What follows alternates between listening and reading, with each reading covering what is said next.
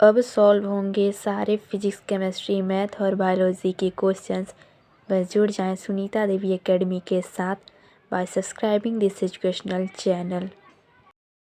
Hello student, I hope you all are enjoying Sunita Devi academy.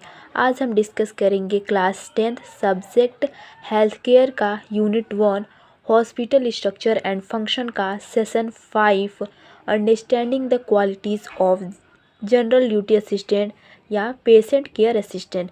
जो general duty assistant होते हैं या पेशेंट केयर असिस्टेंट होते हैं उनकी क्या क्वालिटीज़ होती हैं उसे आज हम पढ़ेंगे। तो चलिए स्टार्ट करते हैं। इससे पहले के सेशन आपने नहीं देखे हैं तो उन्हें भी ज़रूर देख लीजिए, लिंक आपको डिस्क्रिप्शन बॉक्स में मिल जाएगा। असिस्टेंट या patient care assistant in a hospital. Health team क्या होती है? हेल्थ टीम कुछ लोगों का ग्रुप होती है जो लोग अपने स्किल्स का यूज करके क्लाइंट या उसके फैमिली को असिस्ट करते हैं, यानी कि उसकी देखरेख करते हैं।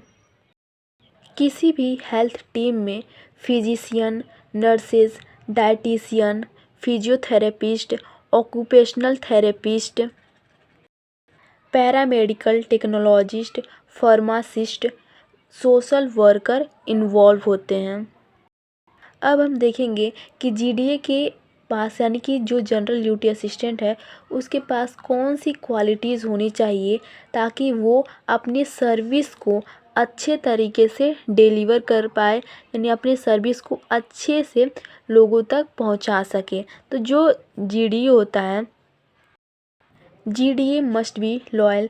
जो जीडीए है वो लॉयल होना चाहिए, हॉनेस्ट होना चाहिए और उसके पास इतनी विल पावर होनी चाहिए, इतनी करेज होनी चाहिए कि वो डॉक्टर्स एंड नर्सेस के ऑर्डर को वो फॉलो करे। जो भी नर्स या डॉक्टर ऑर्डर दे रहा है जीडीए को पेशेंट के केयर के लिए और उसके ट्रीटमेंट के लिए, और जीडीए को नर्स एंड डॉक्टर्स का रिस्पेक्ट करना चाहिए।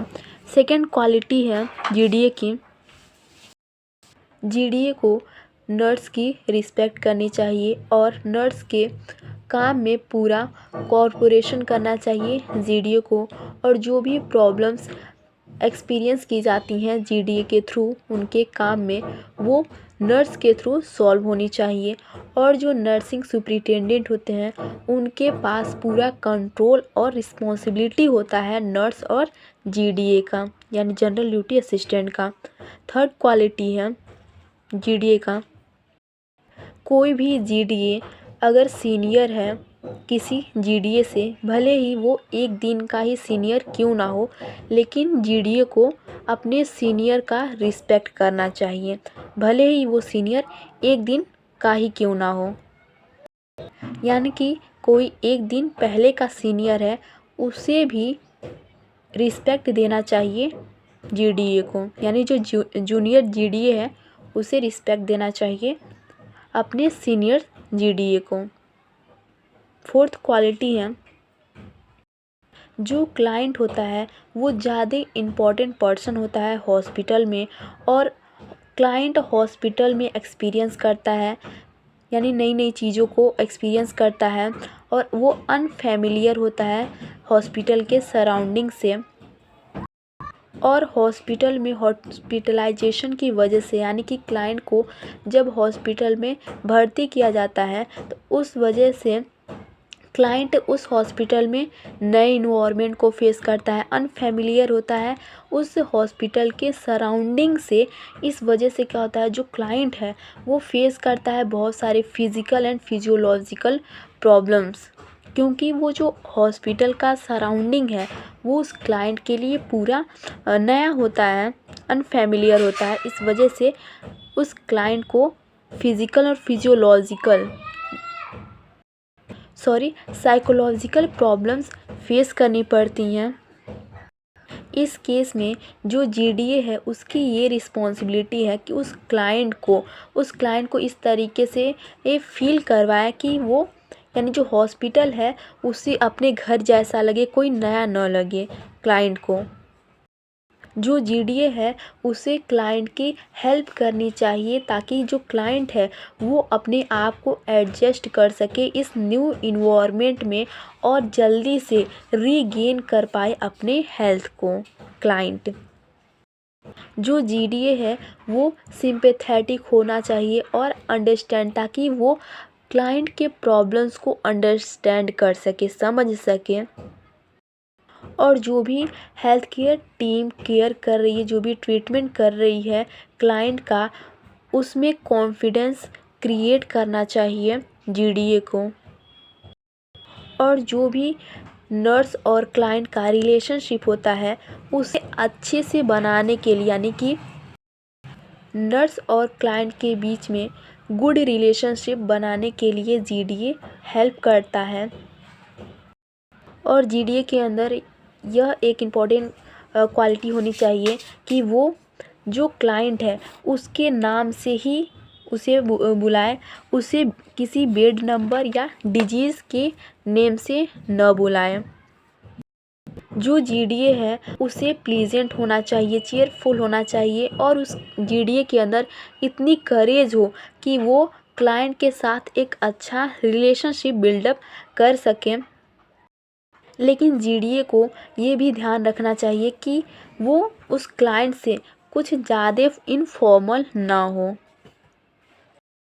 यानी कि जीडीए क्लाइंट के साथ अच्छा रिलेशनशिप तो बनाए लेकिन कुछ ज़्यादा इनफॉर्मल ना हो। जीडीए को अपनी कोई भी पर्सनल अफेयर्स या विश्वास कोई भी चीज़ क्लाइंट के साथ डिस्कस नहीं करनी चाहिए, यानी कि जो भी जीडीए के घर की प्रॉब्लम्स हैं, जो उसकी पर्सनल अफेयर्स हैं, जो उसके घर की प्रॉब्लम्स हैं, उसे क्लाइंट के सामने डिस्कस नहीं करनी चाहिए। यानी कि जीडीए और क्लाइंट के बीच में एक गुड एंड अच्छा रिलेशनशिप होना चाहिए। जीडीए को क्लाइंट की हर प्रॉब्लम्स के बारे में समझना चाहिए, जानना चाहिए, उसकी प्रॉब्लम का सॉल्यूशन देना चाहिए। जो क्लाइंट उस हॉस्पिटल में अनफेमिलियर है, उस हॉस्पिटल के सराउंडिंग से अनफेमिलियर है, अपने आप को एक अलग महसूस कर रहा है क्योंकि वो क्लाइंट उस हॉस्पिटल में अभी नया है, इस वजह से उस हॉस्पिटल के इन्वायरमेंट से वो अनफेमिलियर है।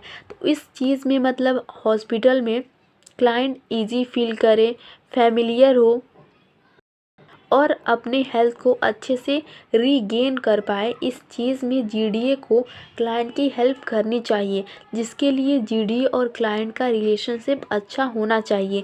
लेकिन जीडीए को यह चीज़ ध्यान रखना चाहिए कि जो भी उसकी पर्सनल चीज़ें हैं, यानी उसके जो घर से रिलेटेड कोई भी अगर प्रॉब्लम है तो वो सारी चीज़ें जीडीए को क्लाइंट के सामने डिस्कस नहीं करनी चाहिए।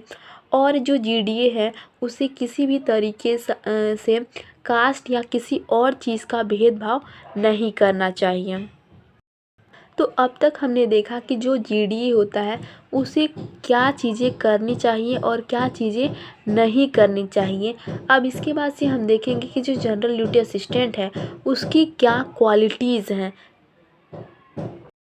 जिसे हम नेक्स्ट वीडियो में देखेंगे। तब तक जुड़े रहें सुनीता देवी एकेडमी के साथ। Thank you.